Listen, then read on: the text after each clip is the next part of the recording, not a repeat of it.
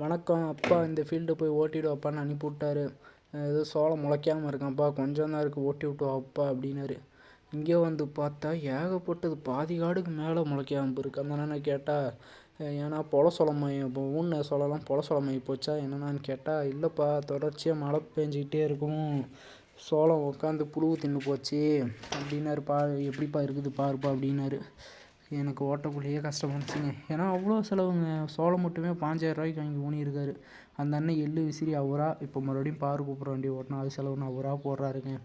எவ்வளோ கஷ்டமாக இருக்கும் அவருக்கு. இவ்வளோ செலவு பண்ணி குத்தகை தரணும். நான் உழவு ஓட்டினது எனக்கு போன தடவை அதிகமாக வந்திருக்கும், 6000 வந்திருக்கும் எனக்கு தெரிஞ்சவருக்கு போன தடவை. ஏன்னா பாதிக்காடு பக்கமாக இதாகிடுச்சி, அதனால் இந்த தடவை 3000 வந்துச்சு. அதனால் 6000 போன தடவை. அந்தாண்டி சொல்லுங்கள், ஒரு மாதத்து பயிர் மாதிரியே இல்லை, இதில் 2 உரம் வேறு வந்தோன்னு போட்டான்னாரு. பாவங்க அந்த அண்ணன், எவ்வளோ கஷ்டம்.